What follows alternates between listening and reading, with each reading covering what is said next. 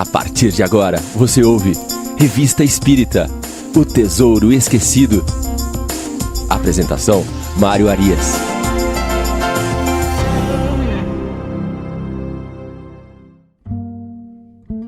Olá, estamos de volta com o programa Revista Espírita, O Tesouro Esquecido. Retornamos ao mês de abril de 1858. No programa passado, nós analisamos o artigo O Espiritismo entre os Druidas. Nesse artigo, Kardec faz uma relação entre as similaridades encontradas na antiga religião dos druidas com a doutrina espírita. Como na Revista Espírita nós já mencionamos anteriormente, os artigos não são colocados aleatoriamente, nós temos no programa de hoje, no primeiro artigo a ser avaliado, quase que uma continuidade daquela ideia de relacionar o antigo com o novo. Kardec coloca aqui um artigo chamado Evocação de Espíritos na Abissínia. Nele ele vai falar a respeito de uma obra chamada Viagem às Nascentes do Nilo. Então ele começa assim: em 1768, conta James Bruce, o que damos a seguir a respeito de Gingiro, pequeno reino situado na parte sul da Abissínia, a leste do reino de Adel. Trata-se de 2 embaixadores do rei da Abissínia, que foram enviados ao Papa por volta de 1625 e que tiveram que atravessar o Gingiro. Então, Gingiro era um local na África e esses embaixadores tiveram que atravessar este local para chegar ao Papa. E eles contam ali que esse reino de Gingiro poderia ser considerado como o primeiro desse lado da África em que se estabeleceu uma prática de predizer o futuro através da evocação dos espíritos. E aí eles até mencionam na obra que era uma comunicação direta com o diabo. Naquele momento histórico, toda a comunicação com espíritos não podia ser outra coisa a não ser um contato com o diabo. O rei de Gingiro, então, ele tinha este costume, eles contam na obra, de consultar os espíritos para tomar as suas decisões. No caso desses embaixadores, ele achou por bem, ou foi orientado, deixá-los 8 dias esperando para que pudessem passar pela região. E aí eles relatam isso nesta obra. Numa das partes do artigo, eles colocam assim: nas partes da África que tem comunicação aberta com o mar, o comércio de escravos está em uso, desde os mais remotos séculos. Mas o rei de Gingiro sacrifica ao diabo os escravos que não pode vender ao homem. Então aqui eles fazem uma nova referência à comunicação dos espíritos e ao diabo ou aos espíritos malignos. Kardec vem pontuar então o seguinte: se o Sr. Bruce tivesse visto aquilo que hoje testemunhamos, nada de assombroso acharia na prática das evocações usadas em Gingiro. Um pouco à frente: o papel que a credulidade atribui nelas ao diabo nada tem de surpreendente. Em segundo lugar, um povo bastante atrasado a ponto de sacrificar seres humanos, por certo, não pode atrair ao seu meio espíritos superiores. Então Kardec aqui faz esta relação com essa história do passado, o que ocorria naquele reino de Gingiro, na África, dizendo que era uma coisa absolutamente comum, que não tinha nada a ver com o diabo, mas ele faz aqui uma ressalva de que pelo primitivismo daquele povo, provavelmente essas comunicações se davam com espíritos inferiores. E talvez até por aí é que venha esta situação de atribuir ao diabo essas comunicações do passado. Nós éramos ali ainda comunidades inferiores. Se compararmos aí com 1858, se compararmos com hoje, mais ainda. Então as comunicações normalmente deveriam se dar com esses espíritos mais grosseiros. Então ele já faz essa ponte de ligação entre esses 2 artigos. O próximo artigo é muito interessante também, faz parte de uma continuidade de reforço de um dos princípios básicos da doutrina espírita, que é a pluralidade dos mundos habitados. Ele vai tratar ali do trecho que se convencionou chamar de palestras familiares de além-túmulo, quando haviam as evocações, e aí Kardec e os membros da Sociedade Espírita de Paris aproveitavam para entrevistar os espíritos evocados. Esta evocação em particular foi do senhor Bernard Palissy, e ela ocorreu em 9 de março de 58. Quem foi Bernard Palissy? Kardec faz uma nota explicando quem foi esse homem, mas ele dá uma informação muito sucinta. Ele, na verdade, ele foi um célebre ceramista do século XVI, que apesar de não ter educação formal, ele atuava como ourives, agrimensor, químico, biólogo e escritor. Ele ficou muito famoso porque ele trabalhou durante 16 anos para conseguir imitar a porcelana chinesa. Uma vez que ele conseguiu fazer esta imitação, ele ficou famoso e ele criou uma série de sucessores que faziam esse tipo de trabalho também. Ele trabalhou com a Catarina de Médici, ele foi protegido pelos Médici, ele que era protestante e portanto, perseguido naquela época. Ele foi, inclusive, poupado pelos Médici de ser assassinado na noite de São Bartolomeu. E, posteriormente, na Guerra dos Três Henris, que foi uma guerra com fundo religioso ali, ele foi capturado quase aos 80 anos, foi condenado à morte e morreu em um calabouço na Bastilha. Então essa é a história de Bernard Palissy. Kardec só menciona ele aqui como um célebre oleiro do século XVII, do século XVI. E aí ele diz que ele habita Júpiter, o senhor Bernard Palissy habita Júpiter. Nesta nota, Kardec menciona: as respostas que seguem confirmam que todos os pontos quanto nos foi dito sobre esse planeta, em várias ocasiões, por outros espíritos e por intermédio de diferentes médiuns. Pensamos que serão lidas com interesse, como complemento do quadro que traçamos em nosso último número. A identidade que apresentam com as descrições anteriores é um fato notável que vale pelo menos como uma presunção de exatidão. Essa última frase de Kardec aqui é bem interessante. A identidade que apresentam com as descrições anteriores é um fato notável que vale pelo menos como uma presunção de exatidão. O Kardec não estava aqui afirmando textualmente que havia vida em Júpiter e de que forma ela procedia. Ele estava aqui recebendo essas informações dos espíritos. O que ele vem dizer aqui, que essa comunicação do senhor Palissy, ela vinha confirmar várias outras comunicações que haviam sido feitas, inclusive, através de vários médiuns diferentes e que elas conduziam a questão da pluralidade dos mundos habitados para o mesmo caminho. Elas eram similares. E aí ele vai discorrer a respeito desta vida em Júpiter, uma vez que o senhor Palissy habitava este planeta, e ele vai tentar vasculhar como era a vida, como era a situação nesse planeta.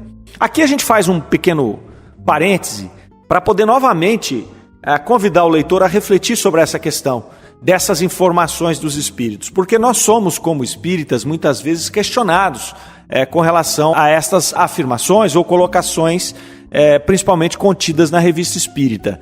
As pessoas dizem: olha, poxa, vocês espíritas são aqueles que acreditam que há vida em Marte? Nós já enviamos a sonda para lá e não existe vida em Marte. Então, isso causa para nós algum desconforto que nós temos que muitas vezes refletir a respeito. Já tivemos oportunidade nesse programa de falar sobre isso e tecer alguns comentários que são opiniões nossas próprias, que podem aí compor o arcabouço de raciocínios do ouvinte. Uma das coisas que a gente coloca aqui é a dificuldade de nós concebermos uma vida orgânica nos moldes da nossa, sobretudo em Marte, que seria, segundo os espíritos, um planeta inferior ao nosso. Por que essa dificuldade? Porque se nós imaginamos a densidade da matéria e esta densidade ela ir diminuindo conforme a nossa evolução, quando os espíritos colocam Júpiter como um planeta superior ao nosso e Marte como um planeta inferior, é fácil para nós imaginarmos os seres de Júpiter de uma forma que nós pudéssemos não ter instrumentos físicos para poder detectá-los, uma vez que eles são superiores a nós, constituídos, portanto, possivelmente de uma matéria mais sutil. Quando nós olhamos para trás, para Marte, e nós imaginamos que eles são compostos de uma matéria mais densa que a nossa, por serem menos evoluídos do que nós, fica difícil nós imaginarmos que nós vamos mandar, por exemplo, uma sonda, como os americanos já fizeram, para aquele planeta, e essa vai chegar ali e não vai detectar nada. Uma reflexão que nós fizemos outro dia num programa do qual participávamos foi que, ora, como funcionam as coisas materiais no nosso planeta? Quando nós vamos fazer uma construção, e eu citei naquela ocasião as pirâmides, o que é que nós fazemos? Nós retiramos o material para usar naquela construção do próprio planeta, naturalmente. Então, o que nós fazemos? Nós vamos até uma montanha, quebramos as pedras daquela montanha e fazemos aquela construção, no caso aqui do exemplo, uma pirâmide. O mesmo se daria num planeta como Marte. Então, se houvessem ali habitantes na mesma constituição física que a nossa e que fizessem construções, provavelmente eles usariam os materiais do próprio planeta para fazer essas construções. Claro que depois você teria modificações ali, como nós temos com o cimento, como nós temos com o ferro, os vergalhões que hoje constroem as nossas edificações. Porém, se voltarmos lá nas pirâmides, elas não eram mais do que pedras extraídas da montanha empilhadas, tomando uma forma qualquer que se desejou naquele momento. Então nós temos essa dificuldade. E aí nós temos dois caminhos para avançar segundo o meu pensamento, o meu raciocínio. Um deles é imaginar que esta vida ocorrendo nesses planetas citados mesmos, elas se dão em uma outra dimensão que nós não conseguimos alcançar com os nossos sentidos ou com os nossos aparelhos atuais. E quando nós falamos em uma vida em outra dimensão, nós temos que considerar algo como nos chegam aqui os relatos das colônias espirituais. Não é algo que está usando a questão física daquele planeta, seja ele Marte ou Júpiter. Então ali os seres que estão encarnados ali, se forem seres orgânicos que estão se manifestando ali, eles têm uma outra constituição absolutamente diferente da nossa e um uso do planeta diferente do nosso também.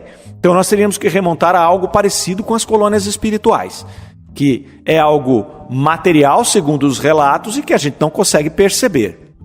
Pois bem, esse é o primeiro raciocínio. O segundo raciocínio é que os espíritos podem ter mencionado esses planetas Marte e Júpiter apenas para nos dar um ponto de referência, mas que os planetas habitados com seres orgânicos de uma matéria parecida com a nossa, é óbvio, Kardec já nos explicou anteriormente, que se nós nunca tivéssemos visto um peixe, ele deu como exemplo, nós nunca poderíamos imaginar um ser vivendo embaixo da água, dentro do oceano.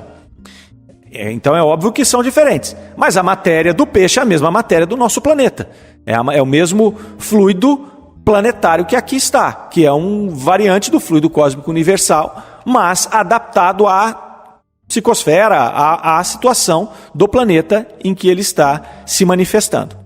Então, se nós observarmos por esse prisma, os espíritos poderiam estar falando para nós de Marte e Júpiter apenas como ponto de referência, e esses planetas poderiam estar em outros sistemas, ou quiçá em outras galáxias.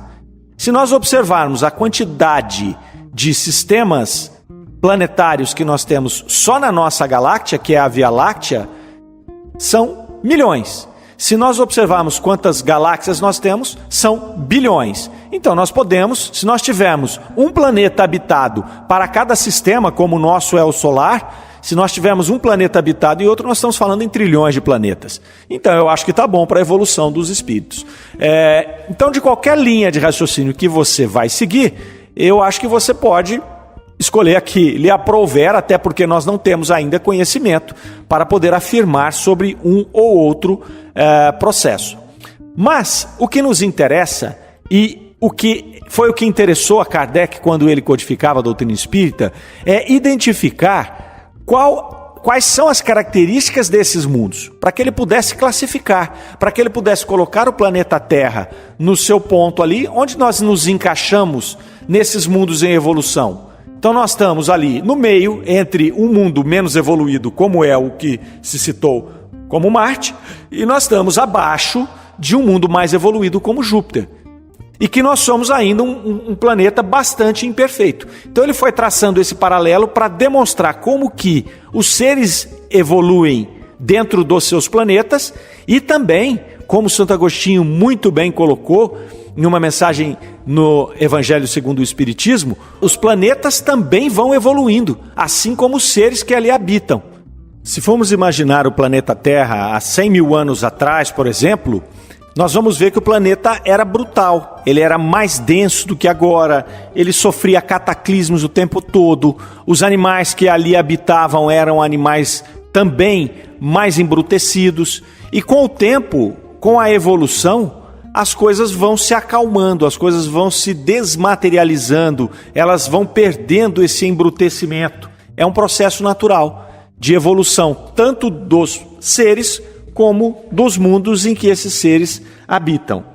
Então Kardec vai fazendo essas entrevistas com esses espíritos e vai colhendo essas informações de como funciona cada um desses mundos para poder montar esta teoria, para poder montar esta doutrina que é a da pluralidade dos mundos habitados e da evolução dos espíritos nesses mundos.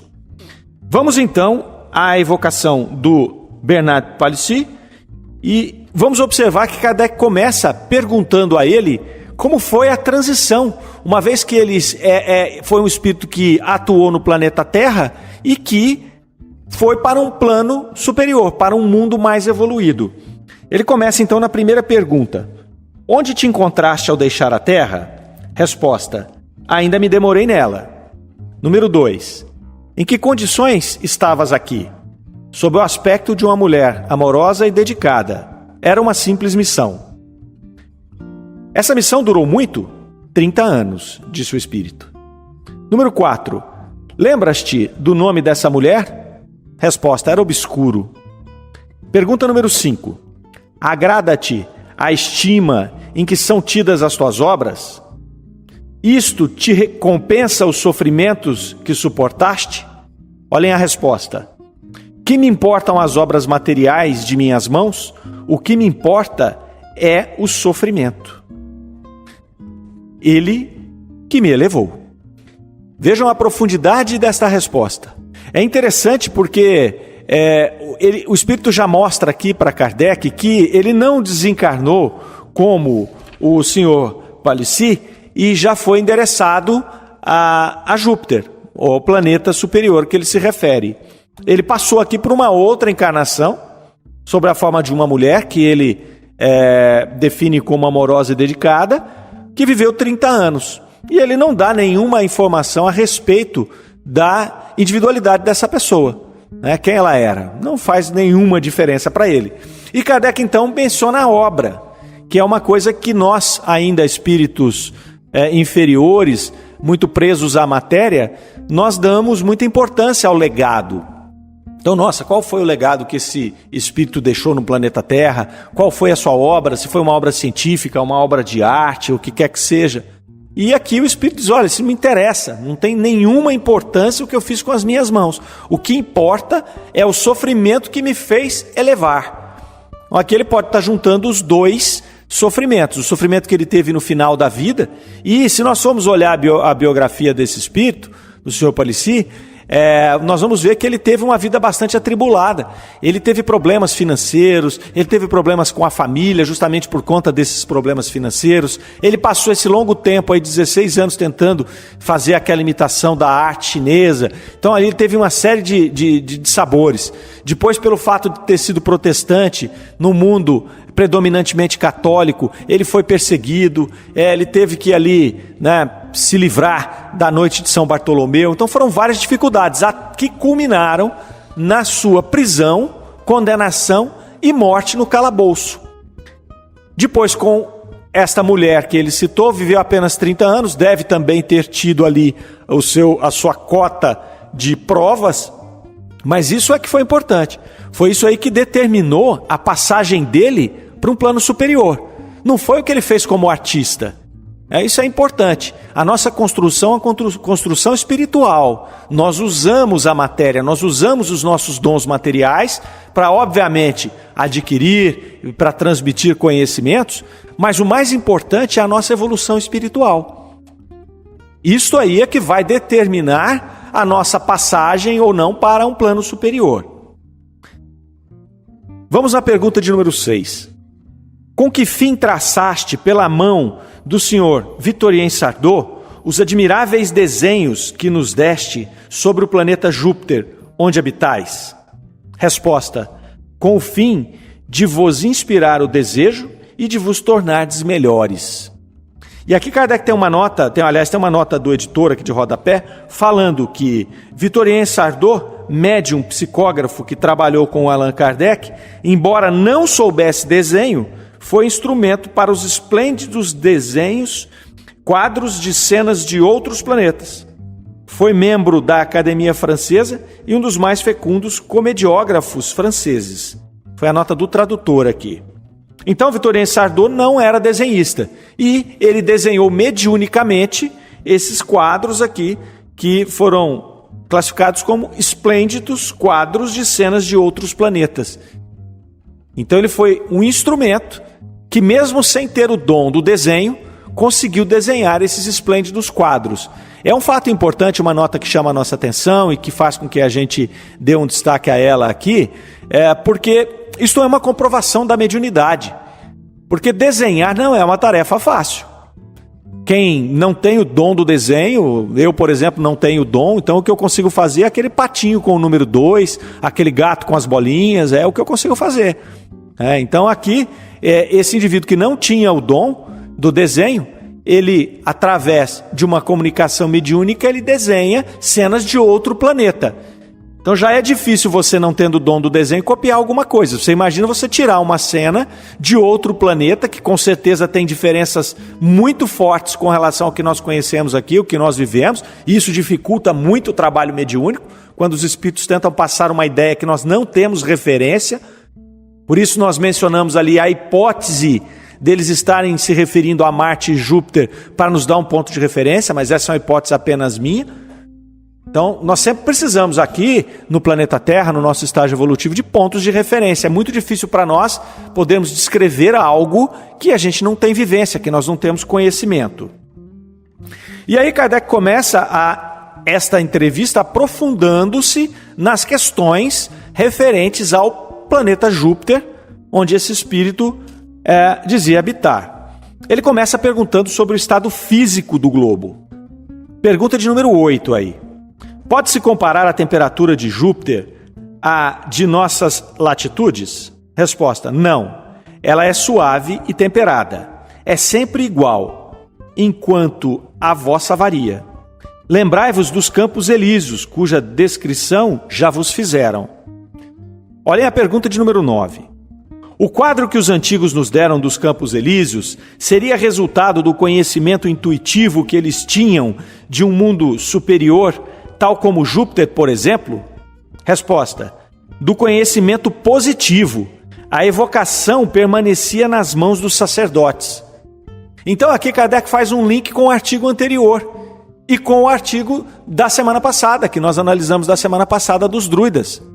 O Espírito vem dizer aqui que esse conhecimento dos campos elíseos, que foi o exemplo que ele deu, não era um conhecimento intuitivo, era um conhecimento positivo, obtido através das comunicações mediúnicas que os iniciados faziam nas suas evocações. Então é mais uma prova aqui, e Kardec faz esse link porque ele vai planejando os artigos para poder estruturar esse pensamento, ele vai fazer esse link com o passado, dizendo que, olha, aquilo que a gente acha que era intuitivo, não, tinham ali iniciados fazendo comunicações mediúnicas já há séculos atrás. E aí continua esta investigação. Pergunta de número 10. A temperatura, como aqui, varia conforme a latitude? Resposta: não. Número 11. Segundo os nossos cálculos, o Sol deve aparecer aos habitantes de Júpiter num ângulo muito pequeno e, consequentemente, dar muito pouca luz. Podes dizer-nos se a intensidade da luz é ali igual à da Terra? ou se é menos forte? Resposta: Júpiter é cercado de uma espécie de luz espiritual em relação com a essência de seus habitantes. A luz grosseira de vosso Sol não foi feita para eles. Então aqui Kardec já demonstra uma certa estranheza com relação à comparação desses dois globos. Porque haviam esses questionamentos na época. Ora, se nós sabemos que o Sol é um elemento fundamental para a nossa vida, como é que esse planeta que está longe do Sol, no caso de Júpiter é um planeta gasoso, como é que esse planeta pode ter vida? E aqui o Espírito vem dizer que o Sol faz uma diferença, não faz diferença essa distância do Sol, porque eles não usam a luz solar para da mesma forma que nós. Então aqui a gente já começa a fazer essa distinção. Então o que nós estamos tratando ali não é de uma matéria orgânica, de uma vida, de uma forma de vida como a nossa. Se nós olharmos pelo prisma de ser uma vida como a nossa, nós vamos obviamente ser objeto de ridicularização o tempo inteiro. Kardec continua. Há uma atmosfera? Sim. Número 13. A atmosfera de Júpiter é formada dos mesmos elementos que a atmosfera terrestre? Resposta: não. Os homens não são os mesmos. Suas necessidades mudaram. Aqui ele já está dizendo que a constituição é diferente. A construção é diferente. Olha que interessante a pergunta número 14. Lá existem água e mares? Sim. A água é formada dos mesmos elementos que a nossa, mais etérea. Ora, existe água? Sim. Ela é formada dos mesmos elementos? Não, ela é mais etérea. É outro tipo de produto, é outro tipo de composição oriunda do fluido cósmico universal. Se nós formos observar, quando nós recebemos relatos de colônias espirituais, quando eles dizem que ali tem lago, ali tem grama, ali tem essas coisas todas, e muitas vezes a gente fala, poxa, mas como? Né? Como tem isso? Essa descrição que ele está dando é a mesma. Tem água? Ela tem. É igual a nossa? Não, não é. É diferente da nossa. Depois a 17. As plantas têm analogia com as nossas? Sim, mas são mais belas.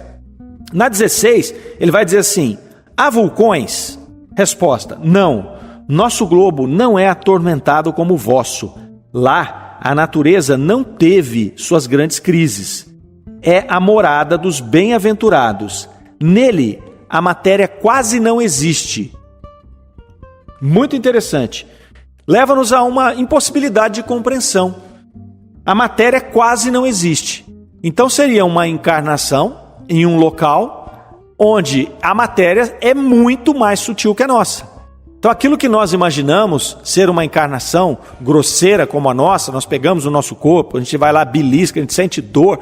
Você imagina que num planeta desse, quando ele já começou a dizer que a luz do Sol não tem os mesmos efeitos e a mesma necessidade que o nosso planeta tem, que as águas são formadas de matérias diferentes da nossa, que nesse ambiente não há vulcões, o mundo já está evoluído, ele já não tem mais esses cataclismos, como nós mencionamos há pouco. E nele a matéria quase não existe.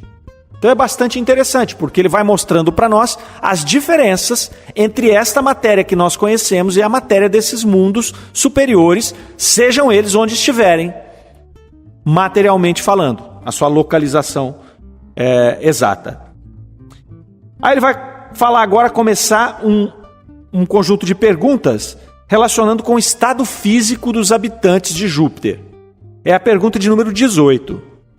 A conformação do corpo dos seus habitantes tem relação com a nossa? Sim, ela é a mesma. Então o formato de um ser que nós vamos ver num mundo evoluído é o mesmo do nosso. É o humanoide, é o ser humano. Pergunta número 19. Podes dar-nos uma ideia de sua estatura comparada com a dos habitantes da Terra? Resposta: grandes e bem proporcionados, maiores que os vossos maiores homens. O corpo do homem é como a impressão do seu espírito, belo onde ele é bom.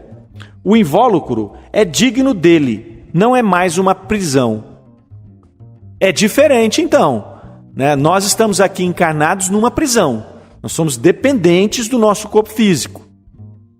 No caso ali, o invólucro é digno dele, não é mais uma prisão. E o corpo é como uma impressão do espírito.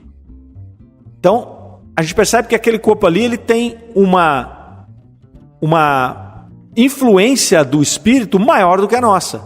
Nós sabemos que nós temos ali o perispírito, que nós temos uma questão de molde, mas a genética é que vai fazer a diferença. Dificilmente você vai encontrar, entre dois pais muito pequenos, um filho muito alto, porque nós temos um componente genético. É claro que as exceções existem, mas na regra, o componente genético é que vai determinar isso. Pelo que ele nos está informando aqui, o corpo do homem é como a impressão do seu espírito. Então nós vamos ter ali, olhando para um indivíduo, né, pela formação do corpo dele, nós vamos observar o espírito que está ali dentro, coisa que não acontece no nosso plano. Nós, ao observarmos o corpo de uma pessoa, nós não temos como, se não formos médiuns videntes, já imaginar se aquele é um espírito mais evoluído, menos evoluído. Não temos como, né? Nós ainda estamos presos no nosso aparelho, que é, em primeira instância, formado geneticamente pela junção dos genes de nosso pai, de nossa mãe e de todos os familiares que ali nos antecederam. Pergunta número 20. Lá os corpos são opacos, diáfanos ou translúcidos? Veja a resposta. Há uns e outros. Uns têm tal propriedade, outros têm outra, conforme o seu destino. Outra grande diferença que ele está nos dizendo a respeito dos seres viventes naquele mundo. Uns têm tal propriedade, outros têm outro. O ser humano não é assim. Nós todos temos as mesmas propriedades. Nós somos aí seres gerados geneticamente iguais. Lá, esses seres, eles vão ser diferentes conforme o seu espírito. E a pergunta já nos diz isso. Os corpos são opacos, translúcidos, diáfanos, um e outro. Então você vai encontrar seres que são mais opacos, seres que são mais translúcidos. Então ele está falando aqui de seres espirituais. Ainda que, de repente, eles sejam mais materializados, eles estão vivendo uma vida ali material, diferente da nossa, mais material, ou seja, eles não estão na erraticidade, mas eles têm uma composição física que para nós hoje é como se fosse uma composição perispiritual. É como se nós estivéssemos imaginando aqui que esse mundo é formado por espíritos que tangibilizaram seu perispírito. Como se nós fomos lá nas experiências, né, do William Crookes e aquela turma toda, onde se materializavam os espíritos, que Kardec já nos falou aqui várias vezes do Sr. Home. É como se nós estivéssemos vendo um mundo com espíritos materializados. E essa materialização é que faria com que cada um tivesse uma formatação de corpo, conforme o seu espírito. Bastante interessante esta colocação. Pergunta de número 21. Compreendemos isso em relação aos corpos inertes, mas nossa pergunta refere-se aos corpos humanos. Resposta. O corpo envolve o espírito sem o ocultar, como um tênue véu lançado sobre uma estátua.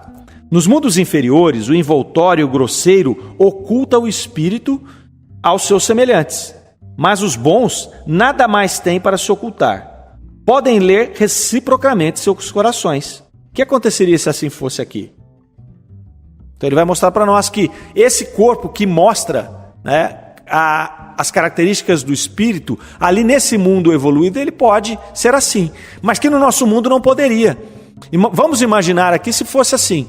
Então você bate o olho numa pessoa e vê ali um espírito menos evoluído que você. Um espírito grosseiro, um espírito até dentro dos nossos padrões aqui, uma pessoa que pode se apresentar como perigosa. Então nós já teríamos um pré-julgamento. Nesses mundos, você não tem esse pré-julgamento. As pessoas já passaram dessa fase, os espíritos já estão em outra fase de evolução, de entendimento, de compreensão do outro.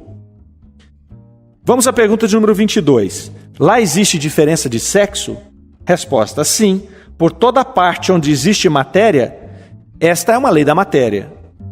E aí o que acontece? Esses seres, eles guardam a sua identidade, eles se expressam ali como uma identidade, dentro dessa identidade eles fazem a separação de sexo, homem e mulher. Então a gente vê que os espíritos, nós mesmos, quando desencarnamos, nós normalmente guardamos a nossa identidade como a da última encarnação. Então, se hoje eu vou desencarnar aqui, é natural que eu me apresente no plano espiritual, que o meu perispírito esteja moldado da mesma forma como eu me vejo hoje. como homem. E ali é o que ele diz, que neste planeta mais evoluído, que é Júpiter, ocorre desta mesma forma.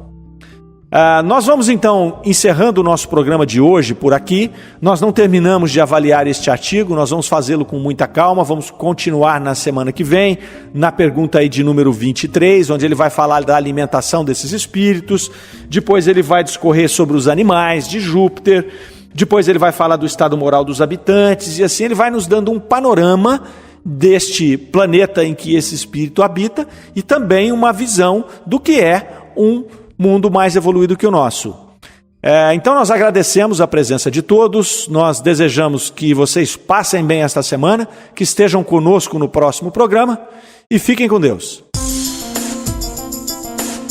Você ouviu Revista Espírita, O Tesouro Esquecido.